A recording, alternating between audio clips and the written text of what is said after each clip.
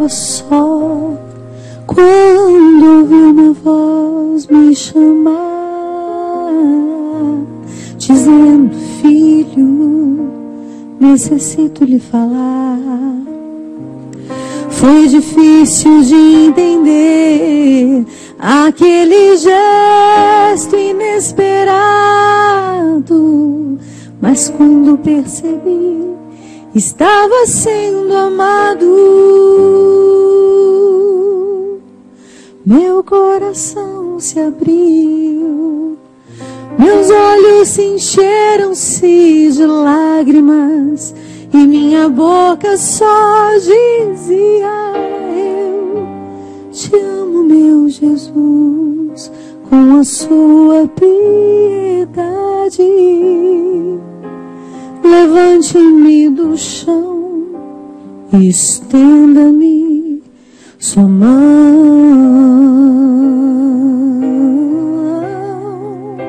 Seja sempre o guardião das palavras que eu falo, e também seja o pastor a conduzir os meus passos. Não me deixe por caminhos tortuosos caminhar, mas me mostre o que é amar. Amar.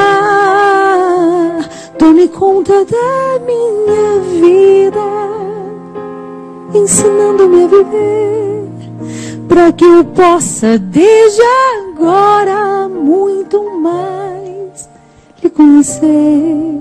Seja o meu melhor amigo, fique sempre ao meu lado, livrando-me do pecado.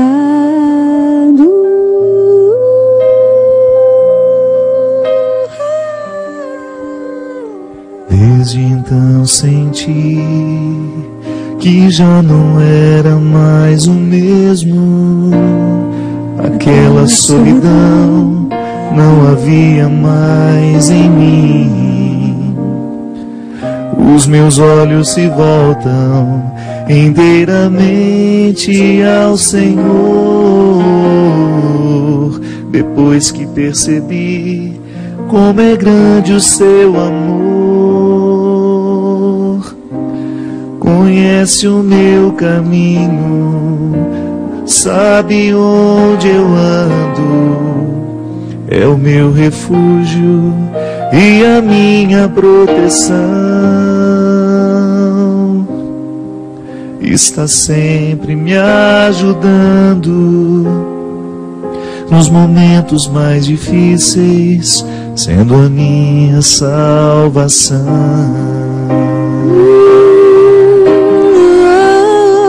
Seja sempre o guardião das palavras que eu falo, e também seja o pastor a conduzir os meus passos. Não me deixe por caminhos tortuosos caminhar, mas me mostre o que é amar. Amar. Tome conta da minha vida, ensinando-me a viver, para que eu possa desde agora muito mais lhe conhecer. Seja o meu melhor amigo, fique sempre ao meu lado, livrando-me do pecado.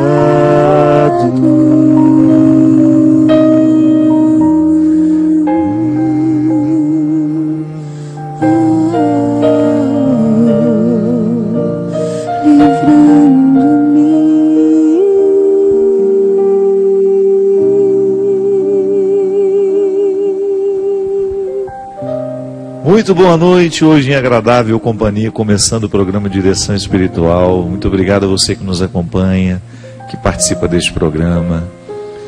Hoje minha querida amiga Ziza Fernandes. Muito obrigado, Ziza. Oh, meu Deus, eu que agradeço. Boa noite para você que está em casa nos acompanhando. Estou aqui no imenso privilégio de ser dirigida. Aqui em Belo Horizonte hoje, sendo recebidos mais uma vez pela TV Canção Nova, Sim. que com tanto carinho nos recebe. Talvez você já tenha me escutado contar, mas essa música Guardião fez parte, porque às vezes a música faz parte, é a trilha sonora da vida da gente, não é, Ziza?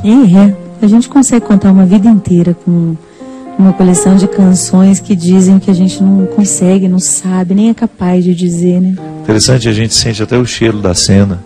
A música nos devolve pedagogicamente aos braços daquele passado que já passou, mas que de alguma maneira me habita, né? Traz com tanta rapidez a vida tão latente, que especialmente de coisas que a gente acha que já esqueceu. É, impressionante. Eu saí de Formiga logo depois, um mês depois que a minha irmã foi sepultada. Eu fiquei praticamente um mês com a minha mãe. Ela morreu em 96 e eu estava recém-chegado em Terra Boa, no Paraná. Ai, meu Deus. E aí eu trabalhava lá fazendo um estágio no seminário de Terra Boa. E eu me lembro que eu já estava na rodoviária em Formiga para embarcar para São Paulo, para depois pegar, como diz a minha mãe, fazer a baldeação para o Paraná. E aí o meu compadre Frederico, que na época não era meu compadre, era apenas meu amigo, me entregou um cassete, né? Lembra daquele cassetezinho? Sim. Da Ziza Fernandes. Eu olhei a capa, né? Falei, meu Deus, quem será essa menina? E já comecei a ouvir no ônibus, que eu tinha um Walkman. Oh, meu Deus. Era um negócio desse tamanho, assim, a pilha. O problema, a pilha, que aquilo tocava 4 músicas, a pilha acabava. Era 2 pilhas para cada 2 músicas. Né? E eu me lembro que eu comecei a ouvir já, na saída, eis o motivo, a música de abertura. Deus. Zizi, eu me lembro que eu fui tão encantado. E quando chegou em Guardião, você não faz ideia do que Deus fez em mim naquele momento com aquela música. E as 1000 vezes seguidas em que eu compulsivamente ouvi aquela música lá, já chegando em casa, já estando no seminário de volta. É impressionante como Deus suturou a minha alma através da agulha que essa música é. E por isso que quando eu fui gravar o DVD Queremos Deus, eu fiz questão da sua presença, porque ela faz parte da minha vida, ela faz parte da minha história. E você sabe, Ziza, que eu fico com você, quando eu tive contato com o seu trabalho, eu acho que foi a primeira vez que eu ouvi uma música curativa. Porque às vezes a gente tem músicas que nos ensinam, músicas que nos agregam informações, por exemplo, o contexto da composição do Padre Zezinho, a música catequética, que você escuta do início ao fim, ela vai te contando uma história, ela vai te agregando conhecimentos, às vezes contextos bíblicos tão bem musicados, que você fica com aquilo na cabeça e você apreendeu mesmo sem ter tido o contato com o contato diário com a Sagrada Escritura. Um nível, né? Justamente. Dentro da gente. Te emociona, ela te comove, ela é bonita, ela é celebrativa.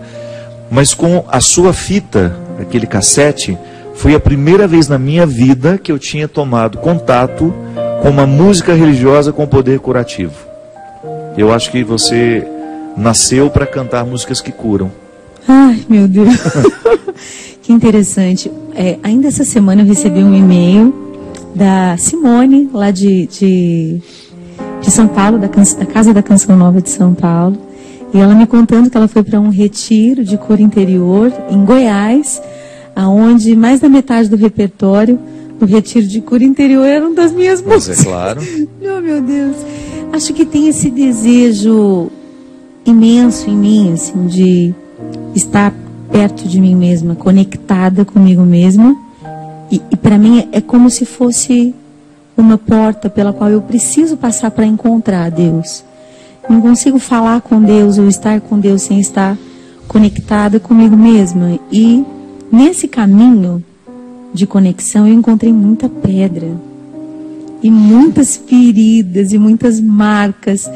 E eu não conseguia lidar com essas pedras e com essas marcas de outro jeito que não fosse escrevendo, compondo, né? Motivo mesmo É uma canção simples, mas eu me lembro exatamente do ambiente da minha casa onde eu estava, que estado estava a minha família quando eu compus Motivo. Porque quando se diz eu tenho um motivo para viver, é porque você estava procurando, né? Assim, eis, tá aqui, né? E porque a vida era dura demais, era muito árdua, e era uma menina muito nova com aquela extrema sensibilidade com a vida ao meu redor. E era o único jeito que eu encontrava de me resolver, de estar viva e me sentir em pé diante da vida. Eu nunca imaginei, quando eu comecei a compor, que quando eu comecei a escrever as minhas canções, eu só pensava ali, no acampamento da paróquia que eu fazia parte, no meu grupo de amigos com os quais eu convivia, e nós trabalhávamos nos acampamentos de formação humana, e nesses acampamentos tinham desafios que eu ficava procurando no Louvemos alguma coisa que coubesse ali naquele não momento. Achava, né? Tinha. Existia, né? Isso aqui não é hora de falar que Jesus é o Senhor, ou que vem Espírito Santo, que é hora de falar outra coisa. Ter coragem, dar nome, atravessar uma ponte dentro de mim mesma, e eu via que as pessoas tinham essa sede também, de conseguir falar de si, sem misturar autoconhecimento com egoísmo, com umbigocentrismo, sabe? Tanto que no começo, eu ouvi muitas críticas do meu trabalho, dizendo que ele era umbigocêntrico, que ele era voltado para mim mesma o tempo todo. Mas aos poucos, acho que as pessoas foram entendendo, e mais do que eu até, fazendo uma leitura exata da minha vocação, porque eu acho que isso é uma vocação da minha parte, assim. Eu posso dizer que eu não sei cantar de outro jeito, se não for esperando que isso aconteça. Eu me sinto muito frustrada quando as pessoas não se encontram com elas mesmas enquanto eu canto. E acho que isso foi um caminho que eu não sabia o que Deus estava fazendo mesmo. Só foi um caminho de fidelidade a mim mesma, de extrema necessidade. Porque só alguém tão ferido pode escrever o que respeito. Mexe... Respeito você não conhece. Tem a oportunidade de conhecer o primeiro CD da Aziza, que chama-se Mais Que os Pássaros, que ainda está sendo distribuído pelas Paulinas. Pela Paulinas, está no você iTunes compra pelas também. Paulinas, você compra no iTunes, uma música chamada Respeito. Eu me lembro que quando eu ouvi, no contexto do disco todo, eu pincelei algumas músicas e você falou tudo. Às vezes eu faço pregações em que eu gostaria de ter uma música para finalizar ou para intermear a minha pregação, que tratasse justamente a questão humana que o texto bíblico me sugeriu. Sim. Em que eu tivesse condições de esbarrar nos sofrimentos humanos, dando nomes. Isso. Dando nome a eles. É um caminho terapêutico, né? Justamente. E é necessário. É necessário porque quando eu faço uma pregação e eu coloco uma música que está dizendo a mesma coisa que a minha pregação, aí eu fecho a questão. Porque aí eu toquei a razão pela força do argumento, com conteúdo. O conteúdo que muda a nossa vida. Deus muda o nosso coração, é através da palavra. Sim. De uma palavra que nos agrega conhecimento, que provoca em nós a metanoia, a mudança da mentalidade, reestrutura o meu jeito de olhar para as pessoas, o meu jeito de olhar para mim. Só que depois eu preciso de sensibilidade, né? Eu preciso de alguma coisa que toque a minha alma, para que eu faça a massa fina do acabamento da casa, né? Eu fiz, tá bom, eu pus o alicerce, eu pus os tijolos, o reboco, mas depois eu preciso de um acabamento delicado. E a música corrida bem lisinha. E a música se presta a este papel. Sim. E eu falei para mim mesmo naquele momento, meu Deus, que menina corajosa. Por que você não estava falando em terceira pessoa? Ai, meu Deus. Você não estava falando em terceira pessoa. É muito mais fácil compor em terceira pessoa. Embora a linguagem acadêmica é sempre terceira pessoa. Porque eu não penso sozinho. Eu não estou chegando a essa conclusão sozinho. Eu li muita coisa. Então a linguagem... Eu me lembro que eu aprendi na faculdade que o nós é justamente a demonstração da humildade diante do conhecimento. Então escrevo sempre em terceira pessoa. Mas não, quando eu sofro, você ter a coragem de colocar o seu eu à frente desse sofrimento e ao mesmo tempo mostrar que este sofrimento é fruto de uma fragilidade que ele habita, isso é muito corajoso, né? Acho que é extremamente ousado. Mas hoje eu acho que é um crivo construído, é um termômetro muito palpável para mim. Talvez porque eu tenha sofrido muito no caminho de buscando uma identidade e perguntando sempre, é isso mesmo? É isso mesmo? É isso mesmo? Tantos ao meu redor cantam tão diferente, cantam no nós, cantam no plural, cantam na voz do povo. E é um caminho solitário, na verdade. Né? É um caminho solitário esse de... Não, e você, para você ter uma ideia, Ziza nasceu no auge da música da renovação carismática, da música de louvor. Sim. E você era cantada lá dentro. Porque na verdade ela também foi muito esperta, porque ela colocou uma música. Espertíssimo. Adorarei, Espírito Santo. Você vê. Que todo mundo queria o disco que tinha essa música. Na verdade, muitas pessoas. Essa música eu já tinha escutado. Sim. Muita gente cantar, mas eu não tinha escutado você cantando, você interpretando. Só que ao buscar aquela música, que já era conhecida em todo o Brasil, música do disco, era a última música, a pessoa acabava se surpreendendo com um discurso absolutamente humano e necessário para aquela época. Diz aí, eu fico pensando que o protagonismo que você exerceu naquele momento da música é o que nós precisamos exercer diariamente na evangelização. Eu tenho tanto medo de uma religião que aparte a pessoa das realidades humanas, que ofereça a ela apenas a eternidade, que ofereça a ela as preocupações com o futuro, a esperança, uma fé que nos projeta na esperança de um céu, mas que ao mesmo tempo não nos compromete com as responsabilidades do agora, que são tão urgentes, né? E as pessoais. Eu percebo que tem uma realidade interior que às vezes a gente acha que ela é coletiva, só coletiva. Mas tem uma vida interior que é regada por um esforço individual constante, diário, para eu me manter uma pessoa de princípio. Só isso já é uma atenção à minha vida interior constantemente, né? E é interessante porque essa atenção, ela nem é religiosa. Não. A religião vem depois. É mais fundo, né? Claro, se você vai em Aristóteles, um cara que viveu 600 anos antes de Cristo, você tem nele uma preocupação de conduzir o homem para o caminho das virtudes. A busca do que é belo, do que é verdadeiro, do que é bom. E aí você fica pensando, meu Deus, se os ateus, os pagãos, que não tinham nenhum comprometimento com o contexto religioso, que buscaram uma filosofia apenas para ajudar a viver, muito mais nós cristãos que nos dizemos seguidores de Jesus, a nossa urgência de buscar esses valores, arregimentar a vida a partir de uma axiologia, de um conjunto de valores que possa de fato fazer a diferença na minha vida, na do outro. Por exemplo, ter coragem de tocar os ciúmes, né?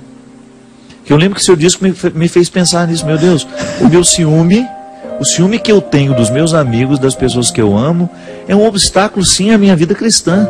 Sim. Eu poderia até já ter escutado alguém falar isso, mas não alguém cantar. Tinha uma música no disco que me dá um dó maior, por gentileza. Que era assim, eu achava o cúmulo do atrevimento e eu pensava, ninguém vai entender isso, meu Deus do céu. Era assim, quando meu coração falar, eu sei que ele vai chorar, porque ainda dói. Sei, escondi mágoas demais, deixei doer e não fui atrás.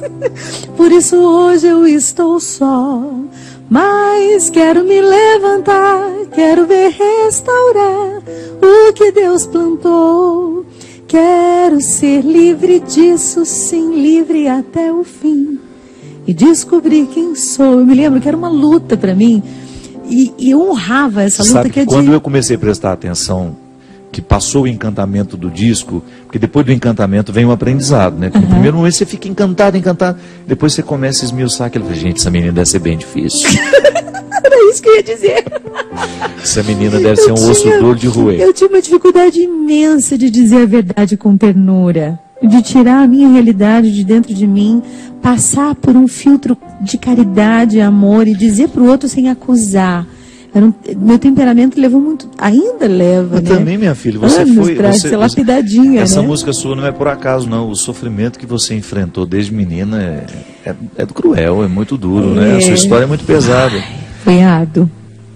E eu fico pensando que você extraiu a pedra mais preciosa que você podia, no meio de tantos cascalhos, de tantas situações difíceis. E você que está nos acompanhando, quando a gente fala da história difícil que nós estamos vivendo, não é para colocar no tribunal pais, mães e irmãos, não é não, viu? Não tem vitimismo aqui não. É apenas uma maneira honesta de reconhecer que pessoas que nos amam também nos machucam. Sim, e porque amam, às vezes machucam sem querer, mesmo sem querer.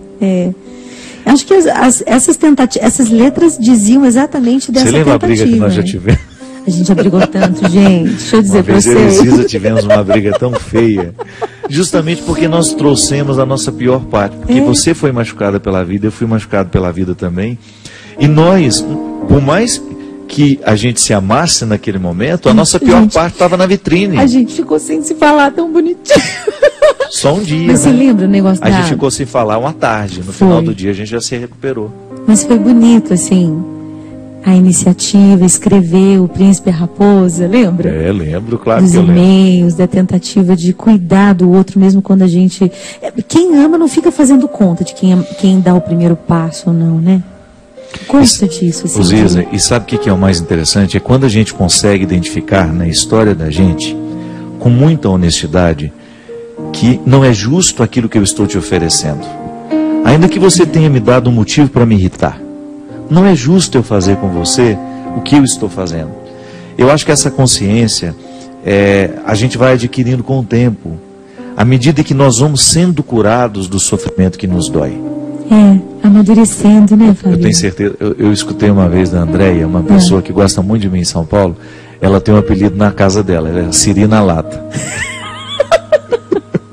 Já viu tanto que um Siri é arisco? Imagina pôr ele dentro de uma lata. E eu achei muito bonita a honestidade lá de... Ela já chegou dizendo assim: padre, eu sou um Siri na lata. É assim que lá em casa eles me chamam. Isso é muito honesto numa pessoa. Eu já gostei dela de cara, porque ela não falseou. Ela não falseou. Eu fico pensando, é mesmo, gente. Quanto de mim é um Siri na lata também? Você? Sim. Os ferimentos que a vida vai nos fazendo, depois a gente vai ficando reféns desse sofrimento. A gente não consegue dar um passo na direção de uma libertação. E é muito importante a gente saber o que são as minhas feridas e o que sou eu de verdade. Eu sou capaz de ser melhor, né? Sou capaz. Isso é um perigo, porque às vezes a gente vai vivendo... E com o tempo vai escutando, você é difícil, você é isso, você é aquilo, e a gente vai assimilando essa definição dos outros para com a gente mesmo, e parece que a gente não se dá o direito de sonhar em ser uma pessoa mais nobre, mais equilibrada, mais carinhosa, e não se deixar conduzir só pelo o mesmo. É sempre assim, não pode ser sempre assim, não precisa ser sempre assim, pode ser diferente, mas o preço é uma humilhação, né? O preço é a humildade mesmo, né? De você... Como é? Baixar a cabeça e vamos ali pedir desculpa, vamos ali começar de novo, vamos ali dizer, eu não foi legal isso que eu fiz, mas eu vou tentar melhorar. Eu acho que isso para mim é extremamente redentor, importante, me dá uma paz, porque me dá direito de errar, né? Ou então você identificar quando é que esse paviozinho que traz a pior parte está sendo puxado. Por que puxa? Quem puxa? O que puxa, né? Que poder que o outro tem?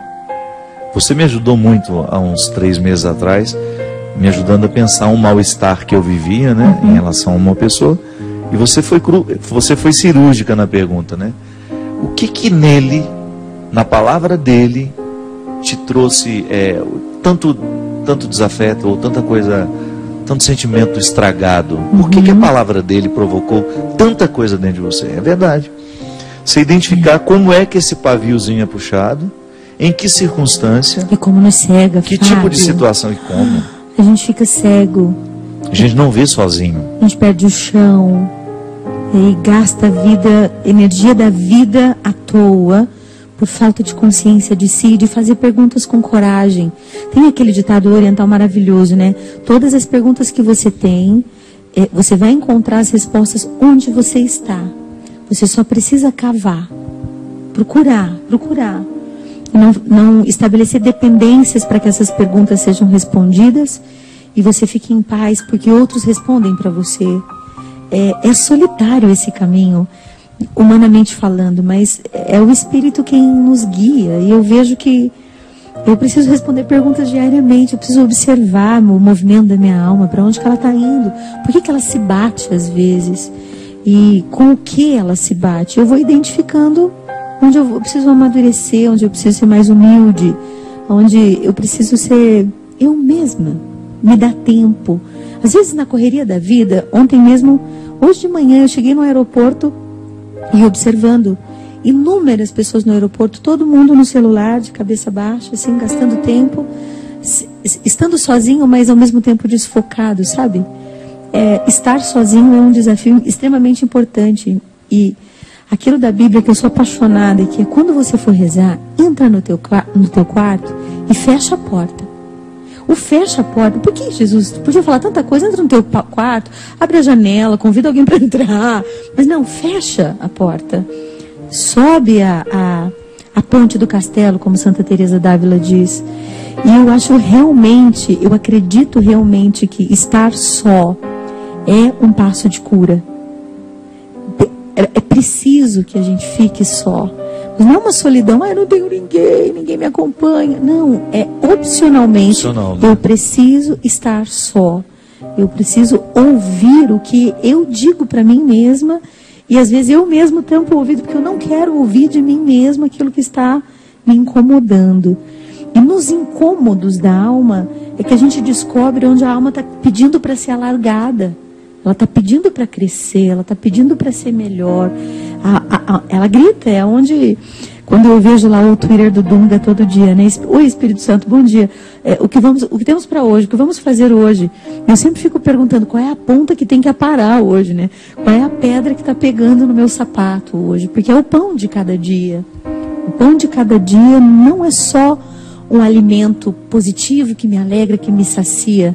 Mas é qual parte de mim eu preciso lidar hoje? Eu preciso olhar corajosamente. E aí eu acho que quando acontece esse encontro do eu andava só, né? Quando ouvi, é da solidão essa canção, por isso que ela é tão bela, ela é limpa, ela é honesta, ela é genuína. E eu vejo que muitas vezes a gente dá uma escapada desses momentos da vida.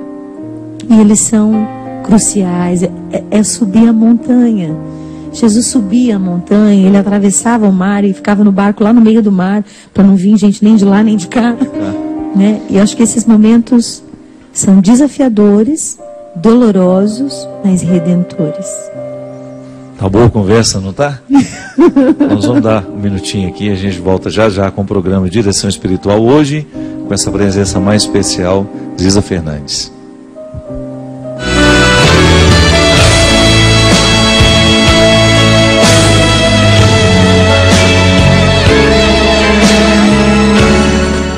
Estamos de volta com o programa Direção Espiritual. Muito obrigado você que nos acompanha, que nos prestigia, que faz a sua partilha conosco.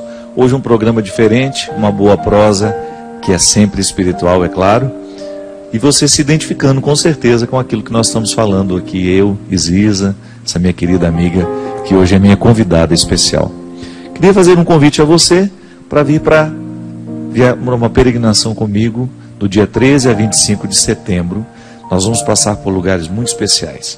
Nós vamos visitar a cidade de Fátima, vamos conhecer aquela região de Fátima, onde tanta coisa importante para a fé cristã já aconteceu, onde tantas conversões pela devoção à Nossa Senhora de Fátima já aconteceram no coração de muitas pessoas.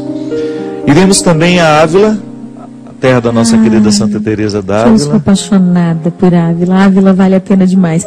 Fátima vale a pena demais. Qual é que tem depois aí que eu quero tudo?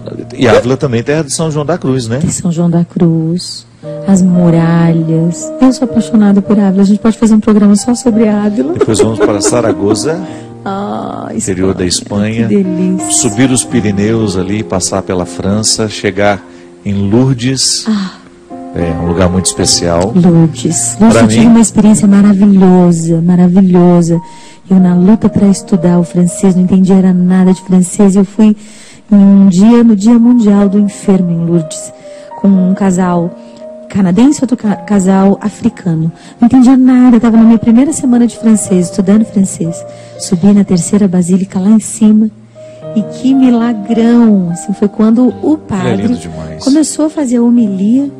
Eu comecei a entender, eu chorava feito criança, eu estou entendendo. Entendendo francês. Foi que bom, uma graça que eu recebi em Lourdes. Lourdes foi um dos santuários marianos que mais mexeu comigo. Maravilhoso. Pela simplicidade, pelo despojamento que o lugar ainda tem, né? Aquela gruta. Aquele silêncio. O silêncio, aquela gruta. Pode estar ali 1000 pessoas que você não escuta nada. Só o barulhinho da água correndo. Ai, passaremos em Lix, depois vamos a Lisieux, conhecer a terra de Santa Teresinha, que também é tão especial à fé cristã. De lá vamos a Paris, conhecer um pouquinho da cidade. Milagrosa também, Medalha Milagrosa. E a belíssima cidade de Paris. Toma ali o melhor chocolate quente do mundo. Oh, meu Deus! Se você quiser viajar conosco, é de 13 de setembro a 25. Entre em contato com os telefones que aparecem aí na tela. Fale com a Obra de Maria ou também na Canção Nova, já que essa viagem é uma parceria entre as duas. Você viajando, você também ajuda a manter essa obra no ar. Ziza, você falou hoje aqui de uma coisa muito importante. Você deu o exemplo de que Teresa d'Ávila sugeria que a vida interior começa justamente na decisão de subir essa ponte do castelo. Só para você que talvez não tenha entendido a alegoria, né, a metáfora, os castelos medievais, eles eram construídos dentro de uma espécie de uma ilha e só podia ser acessado quando o rei decidia e jogava aquela ponte para fazer a passagem das pessoas para o castelo. Quando a gente sobe essa ponte, a gente fecha para balanço, né? Sim. Você sabe que eu fico pensando, tenho trabalhado muito com grupos pequenos de espiritualidade, grupos de espiritualidade, e o grande desafio nosso é justamente a quietude. Subir a ponte. Que é mais do que o silêncio. É mais. Como o mundo de hoje nos estimula para fora o tempo todo, como vida interior tem sido difícil, né? Nos dias de hoje. É um trabalho custoso. Meu terapeuta sempre dizia, a gente acha que a vida interior vem de graça, vem no pacote da vida, né? Eu nasci, então eu já tenho tudo internamente instalado, né? É como se eu tivesse vários programas para rodar, mas eu preciso entender como é que eles funcionam. E realmente, deixar de falar ou estar distante das pessoas ainda não é estar só. Ainda não é estar silencioso por dentro. É como, uma vez eu ouvi uma metáfora também, eu posso dizer que, da educação do pensamento, né? Que quando nós começamos a nos silenciar, o pensamento, ele é como várias ovelhas que começam a ganhar direções completamente diferentes. E a gente é educado a dizer, controla essas ovelhas, volta elas para cá e foca o seu pensamento. E na verdade, na educação espiritual da vida interior, vai com cada uma e ouve todos esses pensamentos e veja o que é que eles estão querendo te dizer. Aos poucos você vai aquietando a alma, porque já não vai ter mais pensamentos desordenados que te distraem. Porque na verdade, às vezes a gente acha que nós não temos domínio sobre o pensamento. Sim, a gente tem domínio sobre o pensamento. O pensamento precisa ser educado em alto nível. A gente precisa elevar o nível do pensamento com bom conteúdo. Ai, minha cabeça anda cheia de besteira. Se para a vida intelectual você precisa educar o pensamento através da concentração, a vida espiritual não é diferente, né? É que às vezes a gente reza pedindo a Deus, tira isso da minha cabeça. E aí Nosso Senhor às vezes nos proporciona um filme bom, um livro bom, uma música boa para educar e canalizar o pensamento. E a gente fica brigando numa ignorância interior de como se lida com isso. E na verdade a gente precisa viver aquela realidade de superior domina inferior, né? Então eu tenho lá meus instintos, minhas emoções, meus sentimentos que já são mais conscientes, meus pensamentos, minhas vontades, que são as decisões baseadas no meu pensamento, e aí vem o espírito. Ou posso até colocar aqui vontade e pensamento. Então, quando eu vou lidar com essas realidades interiores, eu preciso saber que isso tudo precisa ser elevado. Tudo que é instintivo em mim, no silêncio, que vem à tona, ele precisa ir sendo elevado. Eu preciso ir dando nome para instinto, emoção, sentimento, pensamento, né? Até entender, à luz de Deus, o que Ele tem a me dizer sobre aquilo. Porque senão eu me confundo e eu acho que Deus fala comigo só pelo que eu estou sentindo, estou arrepiada. Jesus falou comigo. Não, mas está com frio, entendeu? Não é nada disso. É o ar-condicionado forte. E às vezes a gente não entende que das realidades baixas, digamos, da nossa vida, das paixões da alma, elas precisam ser dominadas de cima para baixo e não de baixo para cima. Então, são exercícios mesmo. É um exercício espiritual, o levantar a ponte do castelo interior e, ok, vamos conhecer quais são esses fulanos que me habitam, né? Quem são essas coisas que me habitam? Eu tenho pensado muito nas dimensões do cristianismo. Que como eu tenho a oportunidade de viajar muito, encontrar muita gente, eu tenho um material maravilhoso para minha análise imensa, pessoal. Né? Eu me analiso muito nos outros que eu vejo. E eu fico pensando que há cristianismos e há cristianismos. Às vezes eu encontro pessoas absolutamente à margem da experiência cristã, ainda pautada nas obrigações, sufocadas pelas obrigações que por acaso existem dentro do cristianismo. Né? E às vezes eu encontro algumas pessoas tão livres, mas tão livres, que já encontraram, me parece que o que há de mais profundo do cristianismo. Você falou dessas etapas que a gente precisa mergulhar para chegar ao que há de mais indomável em nós. E o cristianismo é um movimento justamente que passa por essa conquista do que é indomável, para depois você viver a liberdade de ser quem você é. Porque só quem se possui se oferece. Só o livre, de fato, mas pode é um experimentar isso. Essa liberdade talvez seja o que mais me encanta na vida, porque às vezes eu me vejo prisioneira de sentimentos tão infantis. Ciúme, a comparação, a inveja, aquelas coisas que a gente disfarça. Isso não existe na música, não existe. Na música católica não existe isso, não existe. Oh, meu Deus! Nós estamos privados desse pecado, né? Ah, Deus, quisera Deus um dia. Cara, eu falo isso porque é tão bom quando a gente encontra os colegas, os amigos de missão, né? Eu que tenho tão pouco ainda dentro da música, mas quando eu encontro vocês que já estão que a Ziza é muito mais velha do que eu. Gente, mentira! Brincadeira. Que absurdo. Ela é mais nova do que eu, mas ela é mais velha de estrada. Ok, melhorou. Às vezes é muito mais experiente. E eu fico percebendo, Ziza, que às vezes nós ainda estamos tão distantes da proposta cristã, dessa fraternidade, justamente porque não somos livres. Você falou tudo. Verdadeira, né? Às vezes a gente experimenta sentimentos tão mesquinhos diante do sucesso do outro, diante da beleza que o outro provoca, diante da arte que o outro... Dói, né? Que coisa estranha isso, não é? É imaturidade, na verdade. Na verdade, acho que essa falta... Não adianta, para a gente se alegrar com o outro, a gente precisa estar livre e feliz com o que a gente está vivendo. Senão você fica invejando o jardim do vizinho, né? Inevitável. Inevitável. E se alegrar com o outro é bom, só porque é leve. Só acontece se for verdadeiro. E a gente dá na cara, né? Vê na cara. Ainda hoje eu estava escrevendo um provérbio do dia, falando sobre o adular. Que às vezes não tem aquela sensação, não é tão vergonhoso, maximamente vergonhoso, quando a gente se dá conta, exatamente na situação, quando você está adulando alguém e você não está falando com a pessoa, você está mendigando uma coisa dela por interesse. E no fundo, o encontro com a gente mesmo é a única possibilidade de desnudar aquela intenção torta. E a gente não se dá conta que a gente é prisioneiro das invejinhas, dos desejos. E se a gente não vive uma humilhação de dar nome para isso, vai acontecer sempre, mas mais polidamente. Sempre vai ter uma desculpa. Mas imagina, tinha que tratar assim o fulano, e o ciclano, e o beltrano. Eu fico pensando em Jesus, né? Quando chegou o chicote no templo, né? Livre. Não que a gente tenha que chicotear ninguém, mas com a gente mesmo. A gente tem que chegar forte nessas coisas dentro da gente.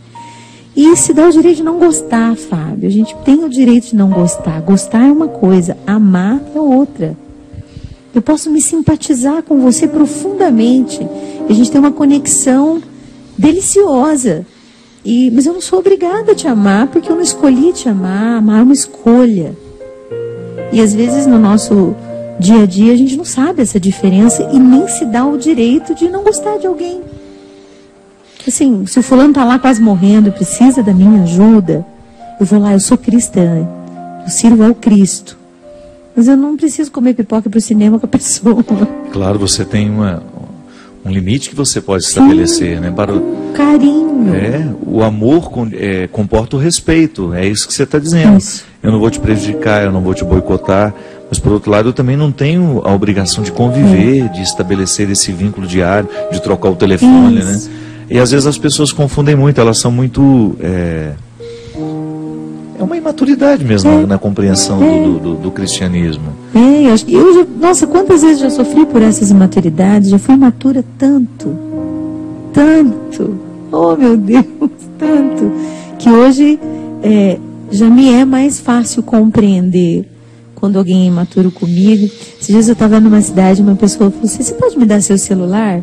Eu respondi com a mesma ternura, não. A pessoa ficou completamente constrangida. Me dá o seu número para te mandar uma foto. Você pode me dar seu WhatsApp? É assim mesmo. E é engraçado, o não tem a mesma qualidade do sim. E você pode dizer com carinho, não, ele é pessoal. Com jeito, né? Mas em outros tempos eu era muito mais ácida, muito mais dura, seca. No primeiro momento, no outro momento você ficava irritado com o pedido, né? Irritadíssima. Agora não, você não se irrita e fala não, pronto. Com ternura, amando Mas eu acho que é o tempo. O tempo é maravilhoso e ele é pai da verdade em tudo, mostra tudo.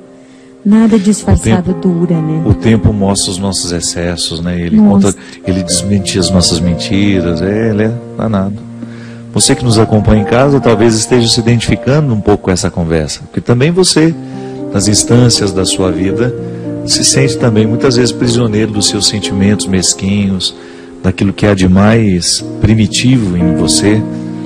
Essa oportunidade que a gente tem aqui de lembrar, de recordar que o cristianismo é o convite diário de nós acessarmos essas dimensões primitivas da nossa alma, do nosso comportamento, da nossa psique, dê o nome que você quiser. Sim. O fato é que todos nós temos regiões primitivas, e sabe que às vezes eu fico assustado de ver como nós somos, como a gente ressuscita o espírito tribal. Como assim? Que era uma coisa horrorosa, isso é dos primórdios da humanidade, né? Se eu era um primata, e eu descubro que ali tem uma tribo diferente da minha, eu quero matar. Porque eu tenho medo do perigo que ela oferece para mim. Depois, à medida que a gente foi ficando civilizado, você descobre que você não precisa matar o outro. Que pode ser uma civilização, uma vizinhança civilizada, amistosa, é o que você está dizendo. Sim. Não precisa ficar indo lá visitar a cidade deles. Mas deixe que eles vivam a vida deles lá, infeliz. Às vezes nós resgatamos o instinto tribal para poder nos justificar dos medos que a gente sente, das inseguranças que a gente carrega. Dá vergonha de admitir, eu sou ciumenta, eu sou insegura às vezes, eu tenho medo às vezes. A gente tem vergonha de dizer pra gente mesmo quem a gente é. Eu, de verdade, acredito e experimento muito que a misericórdia de Deus é um espaço maravilhoso para viver. É grande, sabe? É um lugar onde você entra e dá para respirar em paz e dizer, Jesus, olha que tipinho eu ando sendo aqui. Vamos conversar nós dois. Quero ser assim não, né? Mas é um Sabe exercício. Que de 2 anos para cá eu comecei a colocar no papel algumas questões que para mim eram fundamentais. Pregando um retiro outro dia, a gente teve a primeira leitura da missa em que eu celebrava, que eu presidia, era justamente Moisés recebendo as tábuas da lei, escrevendo os 10 mandamentos. Aquilo me inspirou uma coisa muito interessante, de também ter os meus 10 mandamentos, para cada fase da minha vida. Então, eu tenho os 10 mandamentos, a lei de Deus, que é universal, mas eu acho que cada cristão deveria escrever regularmente os 10 mandamentos que precisa perseguir. E o que você pôs? Eu tô curiosa, né? Eu coloquei nomes, por exemplo, vou dar um exemplo, o meu relacionamento com a Léo, meu anjo da guarda. Quantas vezes eu fui cruel no tratamento com ela? Quantas vezes eu fui impaciente, ou até mesmo intransigente nas questões? Sabe, aí você, só para dar um exemplo, primeiro mandamento, quero observar, né, e ser paciente na relação com a Léo. Ponto. Um mandamento que eu vou observar numa fase da minha vida até eu perceber que eu já consegui alcançar aquela meta. Aí substituo por outro. Ah, Santo Afonso que fala isso, né? Quando eu... É Santo Afonso? Se não for, você me corrija. Quando eu desejo uma virtude na minha vida, eu preciso fazer de conta que ela já está em mim e vivo como se ela já fosse minha até que eu perceba que ela já se tornou parte de mim, né? Olha isso, que interessante. Está incorporada. É igual o alimento que a gente come e metaboliza, né? Mas vou te dar uma dica boa. Quando você esquecer quem foi que citou, faz igual o Padre Léo. Alguém disse? O que ele falava? Eu lembro quando eu comecei a seguir o Padre Léo e andava muito com ele, que eu era fráter lá em Brusque, ele me levava para os congressos e ele via que ele sempre citava, né? Um monte de gente. O cardeal fulano de tal. Aí ele falava o que o cardeal falou. O cardeal... Aí um dia eu falei assim, Léo, como você conhece os cardeais? É porque você cita tudo. Eu sei lá, eu invento aquele nome na hora. É para dar autoridade ao que eu estou pensando. Ai, Jesus. É o Léo mesmo. Mas essa oportunidade que a gente tem de metabolizar um propósito. Então, num primeiro momento, Ziza, é absolutamente igual ao processo da lei. Você precisa dela escrita de fora até o momento que você passa ela para dentro. Entendi. Aí é a história do pensamento que vai dominar instinto, sentimento, vai dar ordem. Entendi. Ótimo. Os meus 10 mandamentos, aqueles que eu estabeleço para mim, eles estão de acordo com o meu momento.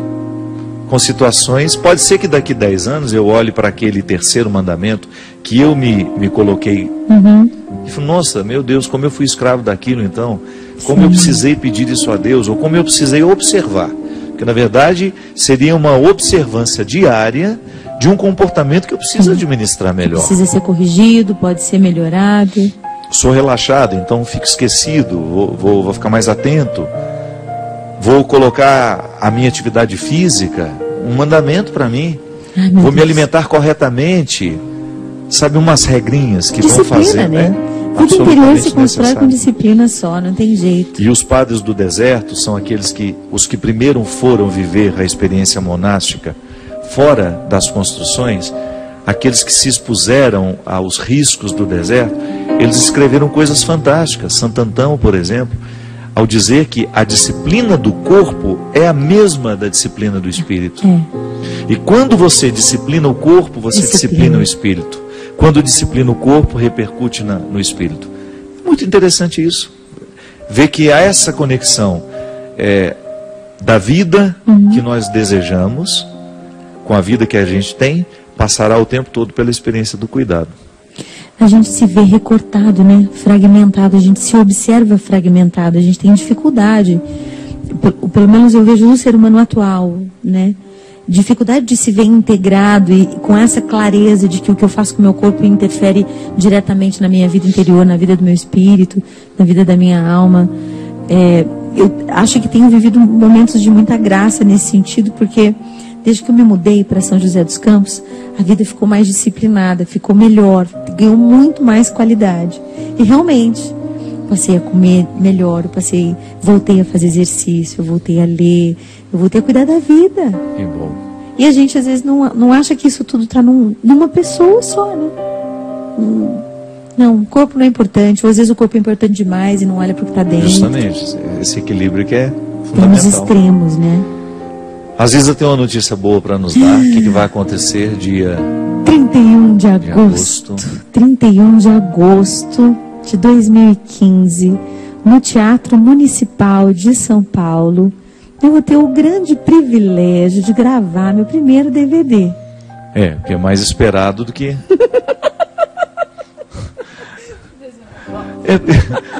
Todo mundo tem 30 DVDs, às vezes eu não tinha o dela. Mas o que é muito interessante também, você tem um cuidado com a sua carreira, com o seu trabalho. Eu acho que você vai fazer agora, porque difícil é selecionar o repertório, né? Tanta música boa. Muito difícil, muito, mas sempre o conselho do Hugo é o primeiro, Ziza, não é o último, é o primeiro. Isso mesmo. E, gente, nesse DVD eu tenho sido muito mais que agraciada, mãos estendidas de todos os lados, mas algumas em especial. E muita gente tem me perguntado se no DVD vai ter participação especial. E eu ando silenciosa. Olhada, assim, de mulher egípcia. Isso, mas hoje eu tenho muita alegria em contar para você que está em casa e para todo mundo que está aqui também, que eu sim terei uma participação especial no meu DVD. Não podia ser outra pessoa, né, Padre Fábio de Mello? O dedinho bem humilde assim. Vai ser um imenso prazer, uma alegria enorme. Vai ser um dia tão lindo. Vai. Simples, um dia simples. Mas Deus deu esse imenso presente que é o Teatro Municipal, um presente da Casa da Comunidade de São Paulo, na pessoa do Padre Adriano Zandoná, que foi maravilhoso. Aproveito e mando um beijo para ele, para a Xanda, para a Simone, para todo mundo. E tive outros presentes também, uma ajuda mesmo direta. E eu quero agradecer mesmo tendo você comigo no palco, porque você foi o cara que me ajudou muito, você sabe. Agradeço. Não posso contar, né, gente? Mas... Eu que agradeço, Cisa. Para mim vai ser uma alegria, um prazer espiritual, de verdade. Por acreditar no seu trabalho e poder, de alguma forma, testemunhar que você me faz mais padre, que você me fez mais gente, com a sua música, com o seu carisma. Obrigado. Nossa, amado, eu que agradeço. Obrigada. Volte sempre, o programa é seu. Voltarei. Obrigado, Wagner, nosso pianista ali, nos ajudando Deu certo, a dizer que Deus é guardião. Que Deus abençoe você, sua família. Até a semana que vem, se Deus quiser. Obrigado. Seja sempre o guardião das palavras que eu falo, e também seja o pastor a conduzir os meus passos. Não me deixe por caminho tortuosos caminhar, mas me mostre o que é amar.